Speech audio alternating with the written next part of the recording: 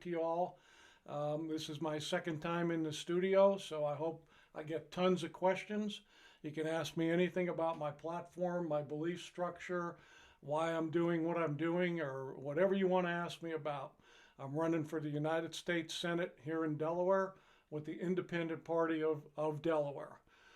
So I did want to mention one thing. Tomorrow night I'll be recording a town hall type debate with the League of Women Voters, and it will be aired in about 2 to 3 days on the League of Women Voters websites. There's one for Kent County and one for Delaware. So we talked a lot last about a week and a half ago, 2 weeks ago, and we answered some questions.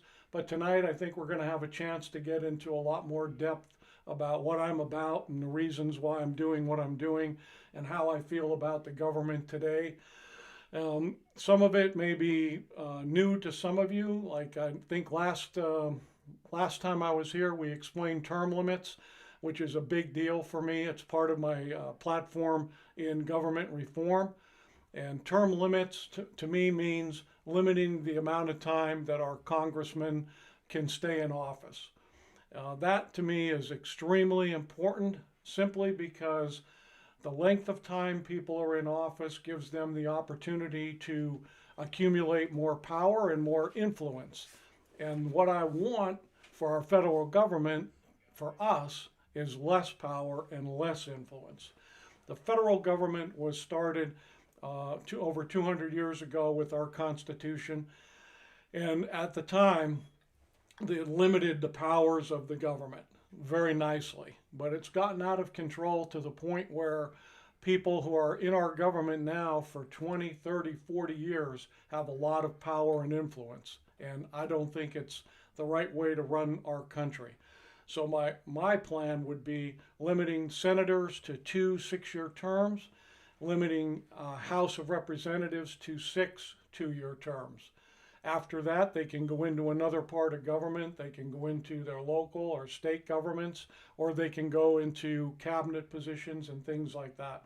But we've got tons and tons of congressmen who are in our government for 30 to 40 years. And to me, that's just far too long. So that's one of my big platform agenda items, which I will take up immediately when I get into the U.S. Senate. November 3rd is the day. It's coming up quickly. It's less than now a week away. Voting is important. You all have to get out and vote. I ask you to vote for me for the U.S. Senate, but in any event, I want you all to get out and vote and express, the right to vote accordingly. And you can vote according to the way you feel about the people. Just because you're listening to this alone gives me a lot of hope that people are tuned in and they want to hear from the candidates. So this is a remarkable opportunity for me to be on this show. Plug Studio Network granted me this opportunity for an hour, and I really appreciate having the opportunity to talk to you all. So I will take questions from the audience as I'm speaking. As they come in, I'll answer them. We'll go a little bit more in depth to my platform and what I stand for. But again, don't shy away from asking me personal questions or questions about my belief structure or where I come from, because I think that's part of where I developed, my moral character and the way I think the government should work. So another issue under government reform is a balanced federal budget. So there has been attempts to pass a balanced federal budget amendment in Congress, and it's gotten to the stage of actually passing in the Senate and the House, but the states have to ratify it as well. In order to do an amendment to our Constitution, 3/4 of the states have to ratify the amendment. So that process can take a long time. Currently, there's 28 states that have ratified a balanced federal budget amendment. So if I get into the Senate, what I pledge to do, and I've already done that, I've signed the pledge, is to get behind a balanced federal budget amendment, try to build a coalition of senators who support a balanced federal budget amendment and push it forward. So that along with term limits for the Senate and the House are my two major reform platform ideas that I bring to the table. A third that I like to talk about is campaign finance reform. So I've lived this during this campaign. Running on the Independent Party of Delaware, budgets are extremely limited. We don't have a big donor base. Matter of fact, we have no donor base whatsoever. I had to go out and try to get donations from friends and family, people who I knew professionally throughout my entire career. And I did scrape enough together to be able to do the signs that you see on the roads. You'll see Turley, U.S. Senate in purple. You see them all over the roads. Most of them were put in by myself and my campaign organizer, Jordan. And some of them down in the south I put up with my wife and my brother-in-law. And the ones further in the north I put up by myself. You won't see a lot of candidates going out and putting up their own road signs, mainly because they don't feel like it's kind of below them to do that. I felt like if I wanted to have the signs out there, it was up to me to put them up. But anyway, campaign finance reform, what that means is basically limiting the amount of money that a candidate can have to run an election. It can be different for president, Senate, House. It can be different in the state races for governor, Senate in the state, House in the state, mayor. But I think there needs to be limits as to how much money is spent on campaigns. You see some things in the news, Biden and Trump spend $500 million on advertising for their campaigns. Senators spend $20 million. Chris Coons, he has a war chest of $30 million. So basically, running a campaign takes some amount of money. And running this campaign, we were able to do it on a small amount of money because I had a lot of help from, let's say, like the ground up.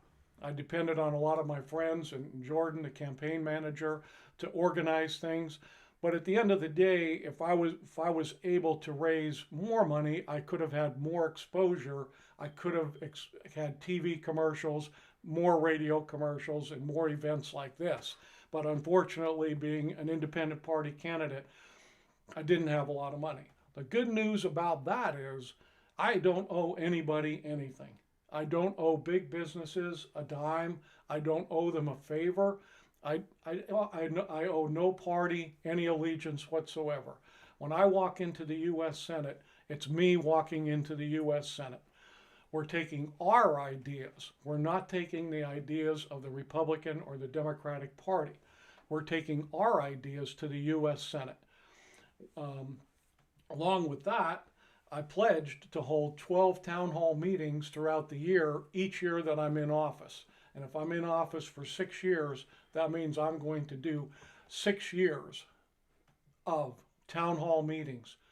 4 of them in the north, 4 of them in the center, 4 of them in the south, monthly, roughly speaking. I don't see any senator that does that, other than a couple of them do try to have town hall meetings once or twice during the year. It would be my position to have 12 of them throughout the year to listen to the people of Delaware. It's so important to me. So the money that drives these campaigns, in my opinion, and I think it's the opinion of virtually everybody, buys something. The candidates owe people something. And at the end of the day, I think that's a very difficult position to be in, because I don't want to be in that position ever. I don't want to owe anybody any favors or promises. The candidates that run for all these offices, they do owe favors. They get millions of dollars from pharmaceutical companies. And think about that. Our drug companies that produce pharmaceuticals in the United States can do it a lot more cost effectively if they weren't spending millions and millions of dollars on all these elections. And believe me, they do. I have access to all that. We all have access. You can look it up. You just Google pharmaceutical donations to political parties and you'll be shocked. But campaign finance reform would limit that. And it would take the amount of money that any politician gets and put a maximum limit on it so that they wouldn't have to worry about owing allegiance or promises to companies and things like that. So those two are part of government reform, and campaign finance reform kind of go together with the term limits, the balanced federal budget. They're all talking about things that cause undue influence on our politicians today. And I think we all can agree there's a tremendous amount of influence going into our political system. And I personally would like to end all that. And the other thing that that would do, it would bring the power of the federal government down some. And that's another thing that I think I want to get across tonight is how do we take the power out of the federal government where it kind of gets to the point where they're not intrusive into our lives. So those are some of the things. I do want to take questions from everybody. If you have a question, just send it in and I'll get it, I'll read it, and we'll answer it. Another thing that we want to talk about tonight some is the basic law and order issues that we're having. We just saw, I think it was today or yesterday, another incident in Philadelphia. That's really close to me because I have a daughter that lives right in Center City, Philadelphia, and she deals with it on a constant basis. We saw, I don't have all the details of the situation, but it was a situation where police, I think they killed a man who was, somehow they got called for a disturbance of some sort. But it didn't look like there was a whole heck of a lot of restraint going on. I think there was a problem with the guy. But anyway, I think they killed a black man, as a matter of fact. I'm sure that it was. And that situation just seems to repeat itself over and over and over again. We have to get to the point where that's not the situation. Too many times it's happened, and too many times it causes so much unrest in the country. So that's a big issue that we have to tackle. So I think I've got a question here. The NAACP members, we cannot support any political candidates or we may lose our federal funding. Well, that's interesting conversation. I don't quite understand that. I would think that you would be allowed to support any candidate that you want. And I don't understand why you're not. Maybe you could explain that a little bit as to the reasoning behind why they're stopping you from actually supporting a candidate. But it doesn't make any sense to me that the NAACP will lose their federal funding if they support candidates, because many, many companies and organizations support many, many candidates across the board. So I just don't understand that at all. Some of the other things that we're going to talk about tonight, I'll give you a little bit of a preview. I do want to talk about healthcare some. I want to talk about energy and the environment. I want to talk about social programs, which is really something we should spend a little bit of time on. I want to talk about education, and I want to talk about immigration. So I think I'm going to dive into education a little bit because we touched on it, I think, last week, where my feelings are. The federal government should be 100% out of the education business. We should relegate them to simply oversight. The education process is best handled by state and local administrative people. At the state level, they understand what the education system should look like for each one of their states. At the local level, it even gets easier for them to understand what the education system looks like. Today, in the system, the federal government takes money from the states, who gets money from the local. They funnel it up to the federal government. It funnels back down to the state, but it has strings tied to it. They have to use certain programs in their schools. They have to act a certain way. And again, I feel strongly that the federal government should be out of the education business 100%. We'll talk a little bit about energy and environment. And again, if you have any questions, just shoot them in. I'm willing to get off topic, off of my platform, and talk about virtually anything that you guys want to talk about. It's extremely important that you get to know me a little bit better. If I'm asking for your vote, I'm hoping that you trust me to do the right thing for Delaware, for the citizens of Delaware, and for this country. And in order to trust me, maybe you need to know me a little bit better. So don't be afraid to ask any kind of questions whatsoever. We'll talk a little bit about healthcare tonight. Healthcare, I believe there are some things in our current healthcare system that are extremely important, like pre-existing conditions. You hear that battered around a lot between the Republicans and the Democrats. Some people say they're trying to take them away. Some people say they're not. Well, in my opinion, pre-existing conditions should be on the books for forever and ever and ever. You cannot cause somebody harm because they come into a medical plan with a pre-existing condition of some sort. There are million people in this country that have issues, and you can't harm them physically or financially because they have a pre-existing condition. I think there should be an expanded Medicaid program that works as a safety net for those that can't afford really good coverage or coverage that's adequate for their families. I think one of the things that I've seen people, when Obamacare first came out, the Affordable Care Act, there were a lot of questions and unanswered things that were floating all around. I know for me, I only had one choice of coverage. I had one company that was offering coverage that was very, very difficult. I believe coverage should be extended across state lines to private institutions who want to offer health care coverage. It makes it more affordable because of the competition alone. So the question that just came up is, would you get rid of Obamacare? So that's kind of what we're talking about now. Would I get rid of it? No. Would I modify it? Yes, absolutely. One of the major problems with Obamacare that I see is they don't allow companies to compete across state lines. It's very restrictive. Here in Delaware, we have a very limited number of companies that can participate in the healthcare process. If we open it up, you get competition, which drives prices down. At the end of the day, the federal government, again, I don't want the federal government to administrate my health care to me. I want to have the options to do what I want to do within the system.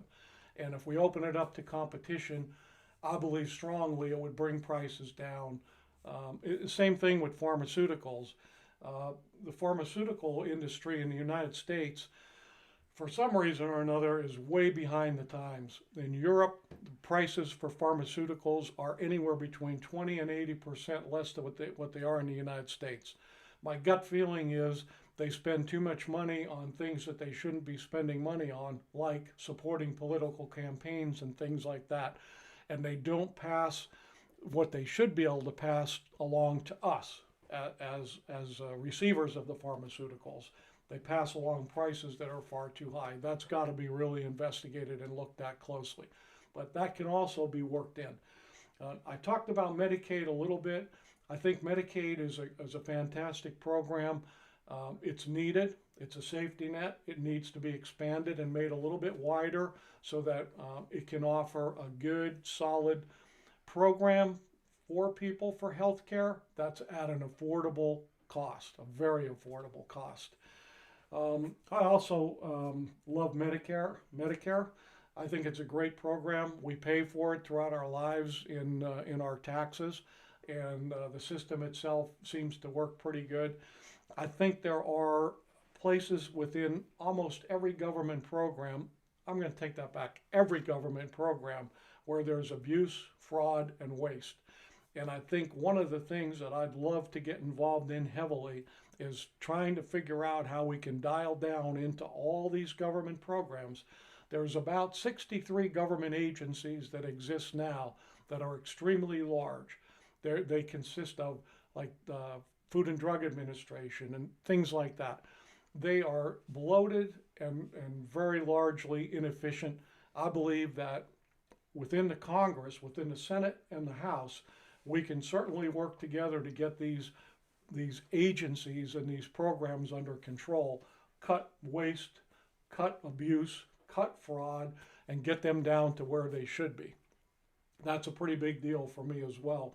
And that kind of runs into also not campaign, a balanced federal budget. Sorry, a balanced federal budget.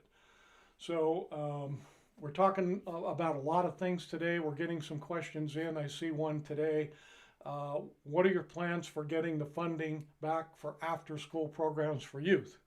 That is an excellent question. I appreciate it because I probably wouldn't have talked about it tonight if I didn't see it come up as a question. There are programs that are extremely valuable. There are after-school programs, and there's programs like Head Start.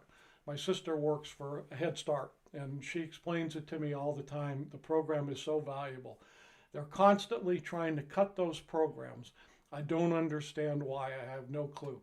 It would be my approach within a balanced federal budget, again, to take a look at some of these agencies that spend money, that lose money, that create a lot of waste, fraud, and abuse, and turn that money over into programs like after-school funding, Head Start, different programs like that, which I think are extremely, extremely important for our youth.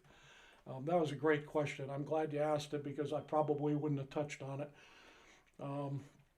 We'll talk a little bit now about a few other things. We went into education, we went into some government reform. Those are things that I talk about all the time. But there's one that I want to talk about tonight, and it's immigration reform. One of my opponents is strongly opposed to DACA. And DACA is the Dreamer Act, which Obama passed. I personally support DACA 100%. I think it was one of the best things that the Obama administration ever did. They allowed the children of immigrants, most of them illegal, to come into the country, to have a status that protected them from being sent back. It protected them from being called illegal aliens. So these DACA kids came in to the country under this program. They didn't do anything wrong. They didn't even know what was going on for the most part. I've met a lot of them. I worked in Arizona for a number of years. I'm very familiar with the DACA program. I even was at a car lot about a year ago in Seaford. And the young lady that was taking care of me, doing a good job, I was trying to buy a car. We got talking about politics, and at that point in time, I was just starting to put my campaign together. And I said, hey, just saying, I'm running for the U.S. Senate here in Delaware. I'm a business person. I'm not a politician, but I'm starting to get my word out. And she said, oh, Mr. Turley, I'm sorry. I can't vote for you because I'm in the DACA program. And I said, wow, okay, that's cool. How's it going? How is the DACA programming functioning for you? And she said, it's fine. It protects me. She goes, I just wish I had a pathway to citizenship that was manageable. So in my platform, to me, I will develop a pathway to citizenship for 850,000 DACA recipients. I think that's extremely important. One of my opponents in this race is deporting 850,000 DACA recipients as fast as she can, which I believe is pretty much a travesty. These kids, they know nothing but our country. They came across the borders. They lived here, they grew up here, they went to school here, they're working here, they went to college here. As far as I'm concerned, they're as much of a U.S. citizen as I am. We just got to make them legal. So I think that's extremely important. The other part of immigration reform, I think it's important that we take a look at the immigration system and weed out why it's so difficult for asylum seekers and immigrants to get into this country. I just don't know all the laws and regulations, but I want to get involved in it pretty deeply because I think it needs to be smoothed out and simplified. We're talking about immigration, and we have a question about 500 kids that are not with their parents and their parents were deported.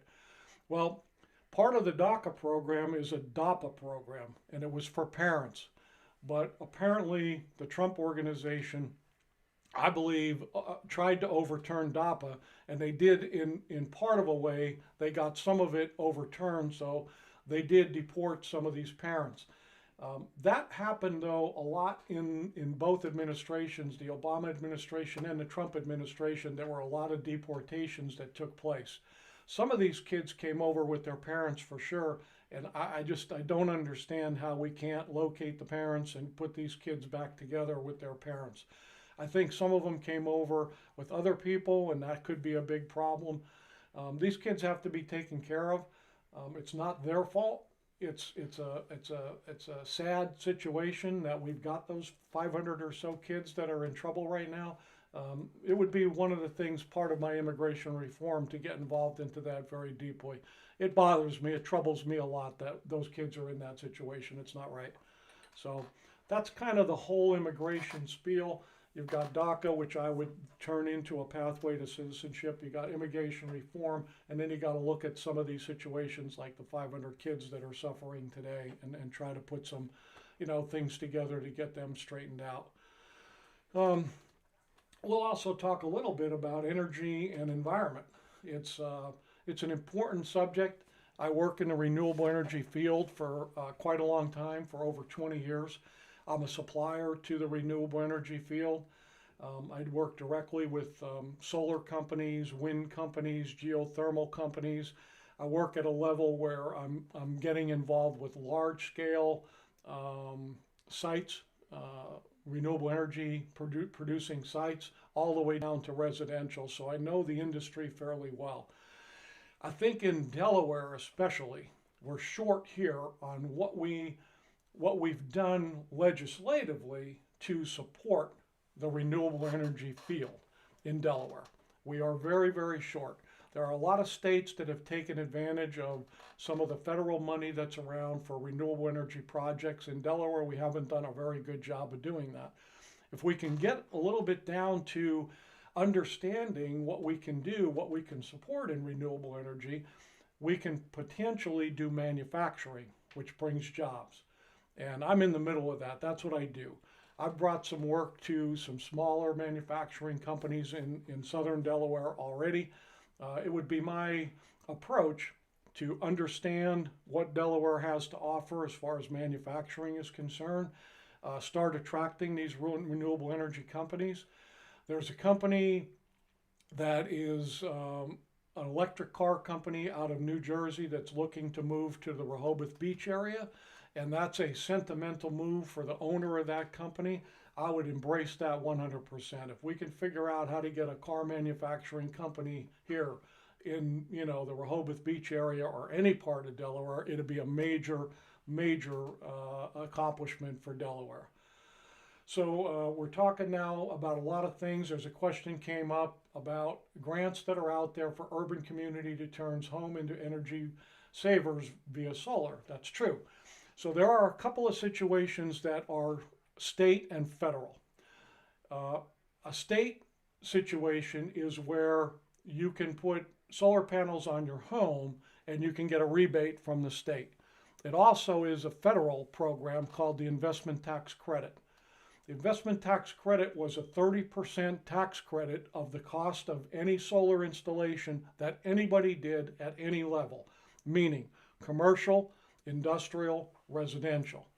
I'll give you an example. If you spent $10,000 on solar panels on your home, that automatically got you a $3,000 tax credit. And a tax credit is better than a deduction because a tax credit comes right off the taxes that you pay. If you owe the federal government $5,000 at the end of your tax bill and you have a $3,000 tax credit, it comes right off, you owe them $2,000. The problem with the investment tax credit at the federal level, at the end of 2019, our Congress did not extend it the way they should have. So they're allowing it to phase out over the next couple years. It goes from 30% to 25 to 23 to 20 and eventually phases out. It was in the budget for 2019. I was in the middle of helping the senators. I wrote letters to the different senators. I wrote to the senators in New Mexico who were for it. I wrote to the senators in Delaware. It was something that should have been extended because the tax credit was very, very important for anybody that was looking to do solar. So you have a few different ways to be able to get grants doing solar on your home. They're local. There are some utility companies that offer some grants. There are state and there are federal. So the best thing to do there is to, if you're interested in putting solar on your home, get in touch with a reliable solar company and review all the opportunities that you have to save money on your program. So again, there's three different options. At the end of the day, if anybody ever wants to get a hold of me, if they're looking at a solar installation and make sure that it's being done correctly, my website is www.turley2020.com, and it'll be up for a long time after the election. My other website is mark@projectedenergy.com. That's my business website. I will help anybody understand because sometimes it gets very complicated and the solar companies may not exactly put it on paper the way it's supposed to be explained. So that's a really good question. The grants are out there. They're easy to get. It's just paperwork. It can be done.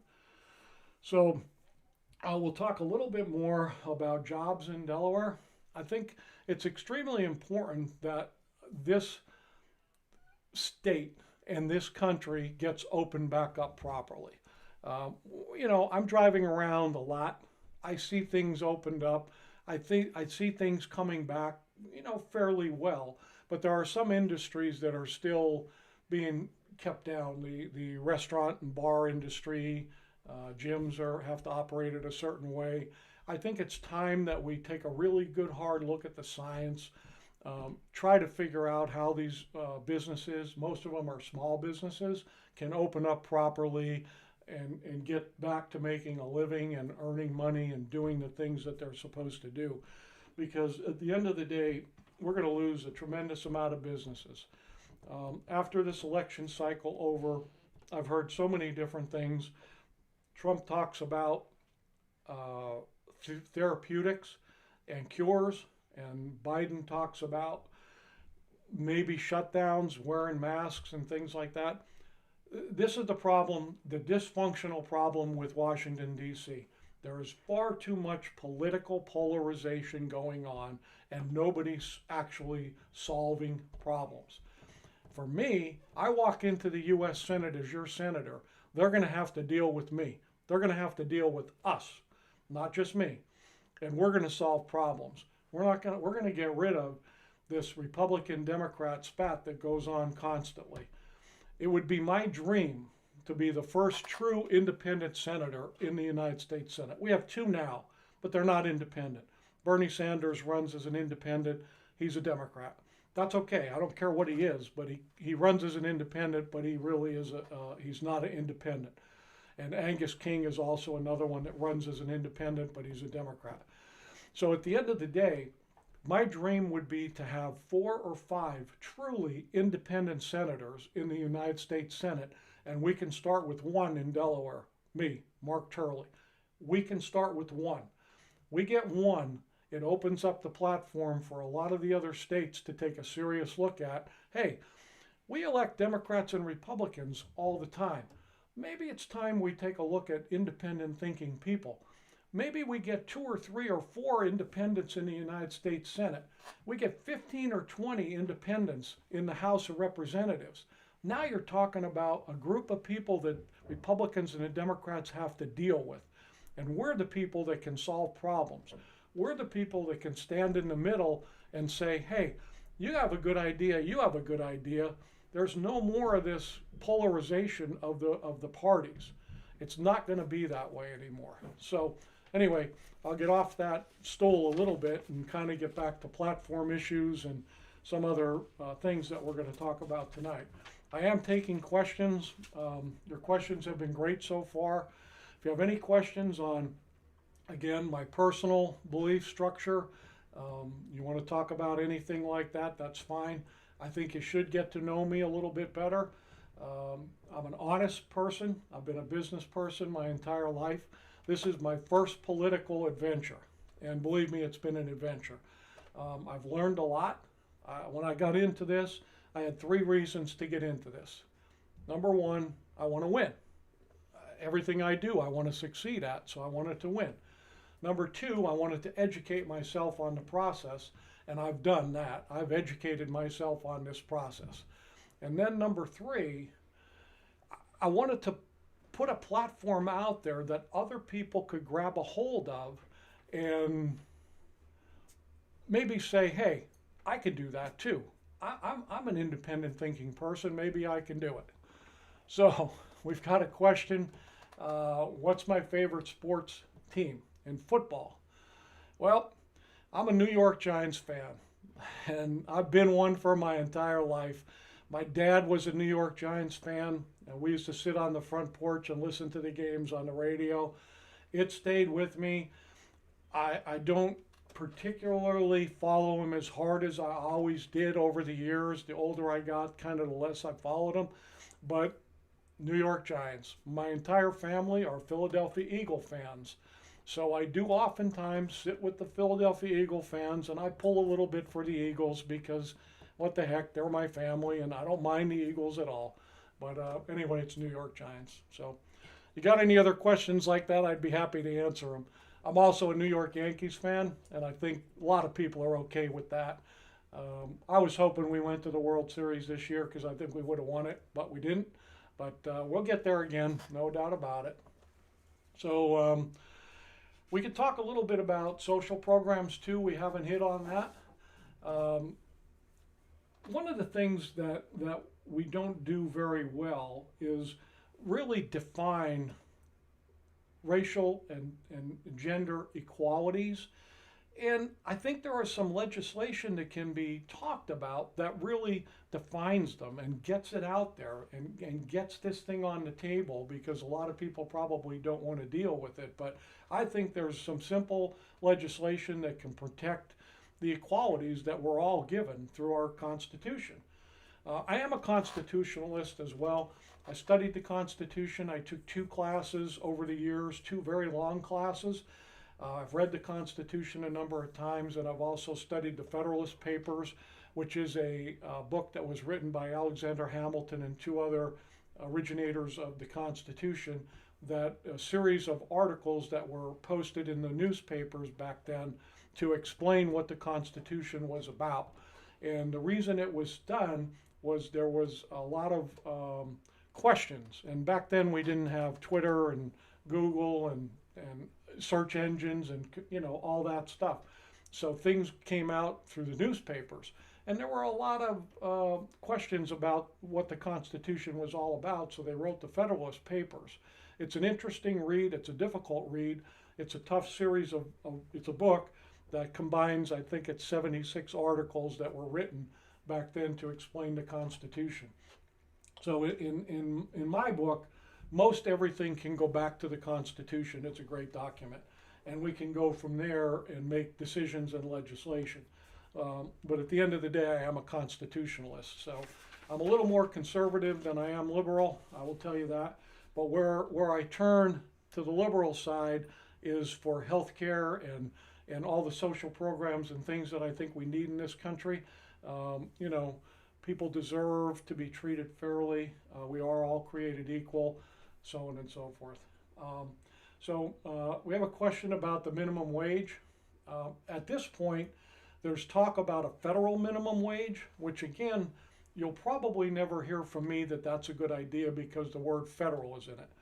We talk about state levels. I believe there at the state level, the states can understand what's a fair minimum wage state to state to state. For instance, they're talking about $15 minimum wage. Maybe in Delaware that's a good number. Maybe in New York it's not a good number. Maybe in California it's not a good number. Maybe in South Dakota it is a good number. Why wouldn't we talk about minimum wage standards state to state to state that are fair and reasonable? You don't want to put somebody in a situation where they can't have a living wage. I mean, we've all been through it. I'm a little older now. I don't work 2 jobs anymore, There was a point in my life where I worked 2 and 3 jobs just to make ends meet. That's a very difficult situation. I'm 100% on board with what would be a fair minimum wage for everybody that's working. I think it would be a great thing. Okay, the question came up, how do we feel about the possibility of Biden become president, and how would him becoming president affect you? So I thought about that quite a bit. I think there's a pretty good chance that Joe Biden can become our next president. One of the things that he will do, I know I can guarantee you that will affect me 100%. He will take your current Senator Chris Coons and he will put him in his cabinet. There's no doubt about it. It's already been discussed. Chris Coons has hinted about it quite a few times. So that means if we elect Chris Coons, which I don't want to do, I want to elect me as your next U.S. Senator, Chris Coons creates a vacancy in the U.S. Senate, which will be filled by Governor Carney. And I don't like that situation. I would feel much more comfortable if I won, I became your U.S. Senator, and Chris Coons could go ahead and be part of the Biden administration. I think that would be fine. They have a long-standing relationship. There's nothing wrong with that. I like some of the things that the Democrats talk about and some of the things the Republicans talk about. So at the end of the day, I don't particularly care who's president of the United States. What I really care about is that our legislative branches, meaning the House and the Senate, are separated, either Republican and Democrat. They're split. I don't want a solid Democrat Senate and a solid Democrat House, or Republican Senate and Republican House. To me, it creates too much of an ability to storm through legislation without thinking through it.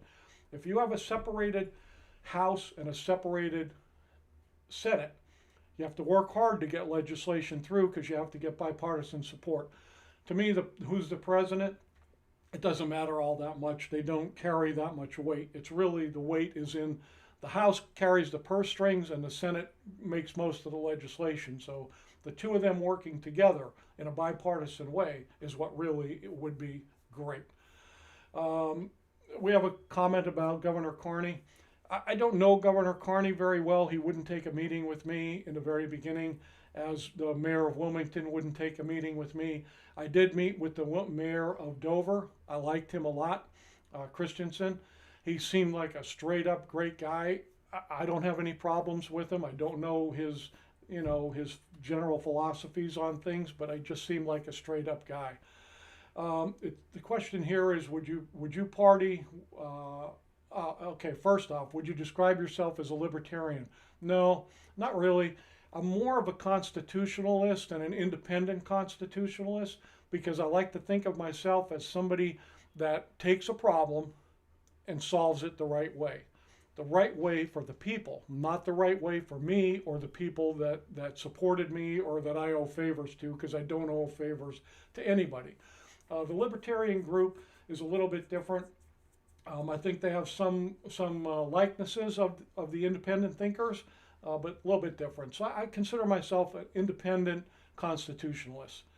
What party would I caucus with if I won? That's an excellent question. That was question number one that was asked to me almost the day that I registered as an Independent Party of Delaware candidate. And so the answer to that is neither. I wouldn't caucus with the Republicans or the Democrats. What I would do would be set myself right smack dab in the middle and say to each of them, you got to win my vote on whatever issue it is. I don't completely understand how the caucus situation works, because I think if you fold yourself into either the Democrat or Republican caucus, then you are automatically under a tremendous amount of pressure to vote that way. And I don't ever want to be under that kind of pressure. I hope that makes sense to you guys, because in my mind it makes a tremendous amount of sense. I don't think it shuts me out of anything, because I would like to also get involved in some of the committees that are in the United States Senate. But again, I think the Democrats and Republicans would have to work with me. And that kind of goes back to also my dream of having 4 or 5 independent thinkers in the United States Senate would mean a lot to me. It would mean that we would have our own group who could sit and say, hey, we like this legislation, we don't like this legislation, our people don't like it or our people like it. We might have a senator from Delaware like myself. Uh, we might have senator from Vermont or something like that. I think it would be great to have a coalition like that. There are a couple independent thinkers in the United States Senate who sit on both sides of the aisle.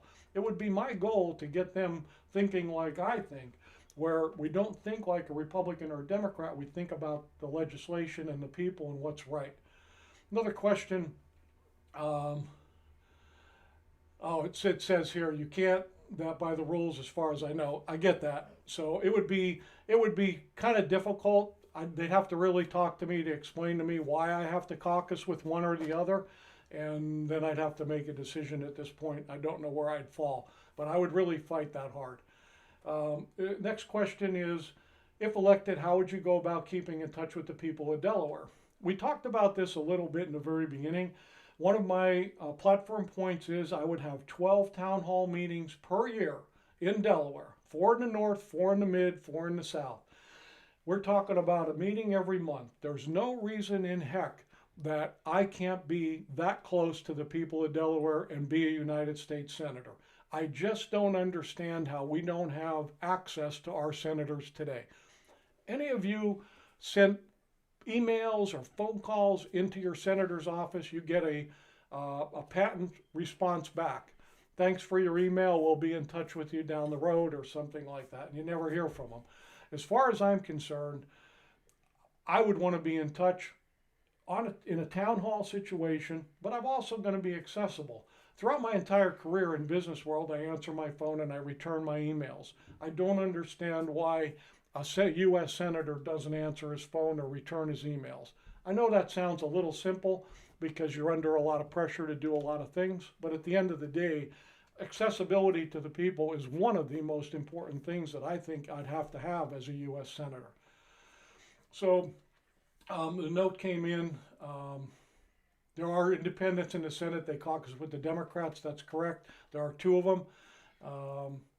Coons does not respond very well to things.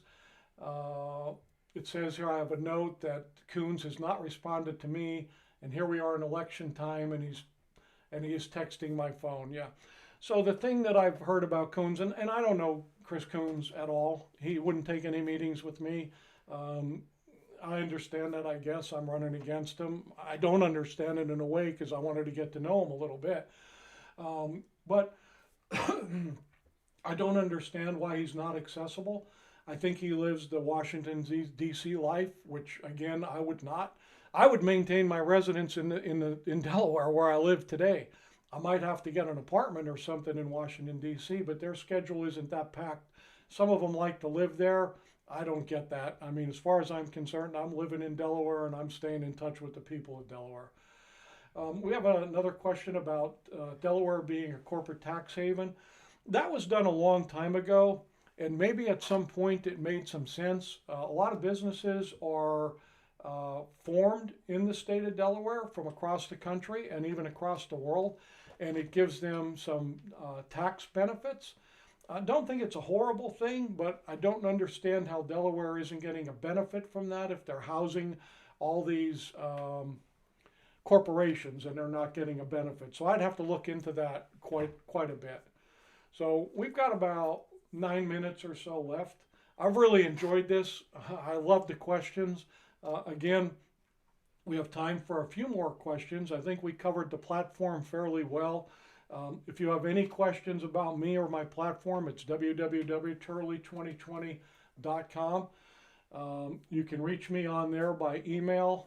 I do look at my email every day and I do respond to it. I've had some calls in the last couple days from some Delaware residents who work up in Wilmington. I've had a couple of them in a row. They called me and went over some of my platform beliefs and I answer them. One of the things that you get with me, regardless of whether I win this Senate seat or not, is I answer questions. You ask me a question, I'll give you an answer. Fracking just came up. I don't understand fracking to the nth degree, but I understand that it's a cleaner and better way to take fuel out of the ground.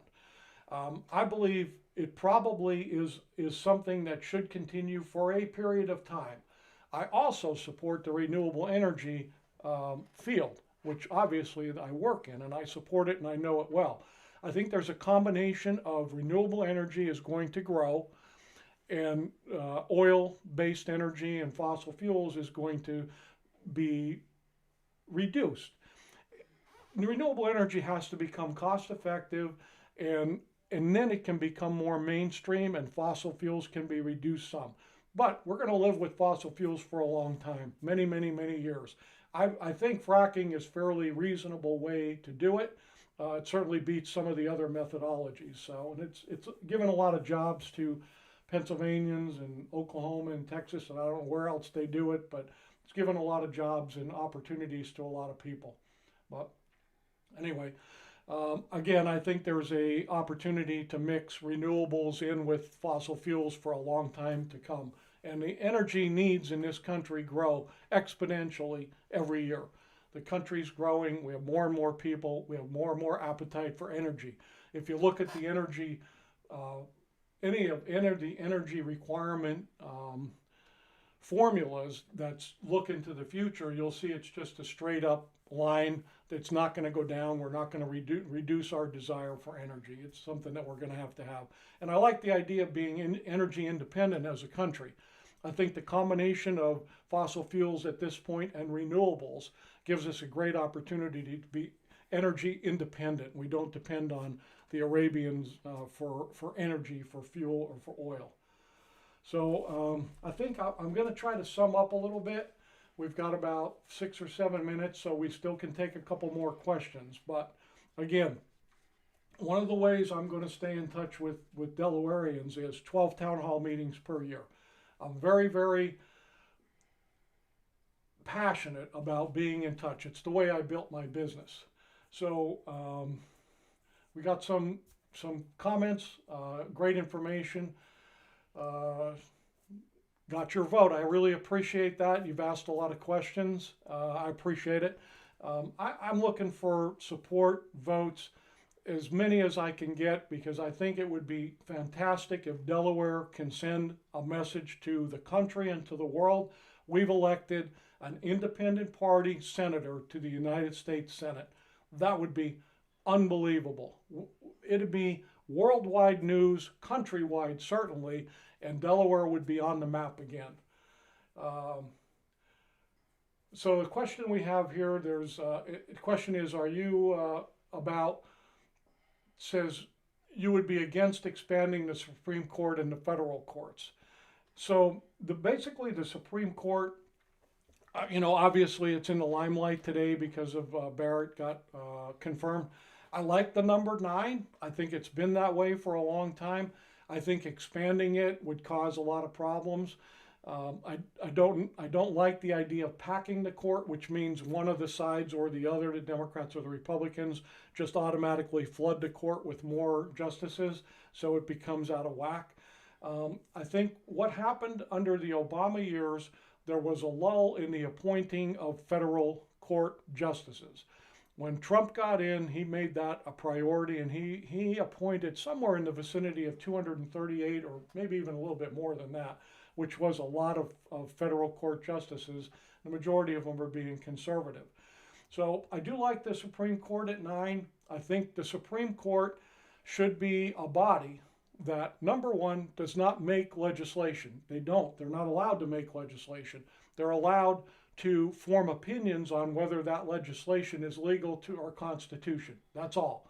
So the Supreme Court should be less polarized. It should be non-political, but for some reason or another over the years it's become a political, I guess call it a football. It gets passed back and forth depending on who gets appointed to it. So I wouldn't expand it. I like it where it's at. I think we got to get to the point where I think Barrett was a good choice, because I think she is a constitutionalist and she doesn't want to legislate. She wants to interpret the law. That's all. So I think it was good. Yeah, 150 years is too long. 9 has become political. Exactly right. 9 has become a political number because, like we just talked about, whether a Democrat president and Congress were in place and an opening came up, it went that way. A Republican, the opening came up, it went that way. It's far too political. We've got to depoliticize the Supreme Court. It's got to be a body that interprets law, that doesn't make law. That's about as far as it goes. And yeah, I did know about that. The last nomination that Obama wanted to put in was blocked by the Republicans, and this time around, the Democrats didn't have the votes to block it. So again, it shouldn't be a political issue. This is a part of what I talk about in the very beginning, the reduction of the power and the influence of the federal government. We have to get the federal government to the point where it's not such a influential body in our lives. I don't want the federal government telling me what I can and can't do in every part of my life. That only leads to the state government being more powerful, local government being more powerful, and I don't want that. So at the end of the day, I'm more about reducing the power and the influence, especially of our legislators in our Congress, which is why I'm running. I don't want to have that kind of power. I want the power to be reduced and bring it down to the state and local levels. Let the people understand what's going on and legislate that way. So we've got about a minute to go. I really appreciate the time that I've had here at Plug Studio Network. They've been very good to me. I love them. Fantastic group. I appreciate the opportunity to talk to you all. I appreciate the questions that came in. My website is www.turley2020.com. This hour went by fast. I didn't think I could talk for an hour, but I did. It's because of you, the questions that came in. You got me thinking about a lot of things, and it's perfect. That's exactly what I want to do. This is what I bring to Delaware and what I bring to the United States Senate. So, yeah, at all levels of the judiciary, I get that. Mr. Hill, I understand that. There were a lot of justices that were blocked throughout the entire time that Obama was in the administration. And again, politicizing it all is the wrong way to go. So I think that's about it. Am I out of time? I am. So I appreciate it all. Everything that you guys have asked me, I really appreciate it. I am accessible. You can go to my website from now until Tuesday and you can ask me questions and I will answer you, and I'll answer you very honestly. That's how I am. www.turley2020.com. So I appreciate everything you guys have done for me here at the studio. Our Plug Studio Network has been great to me, and I love it. I love them. They've helped me quite a bit. I hope I get my message out. So thank you all. Appreciate you tuning in.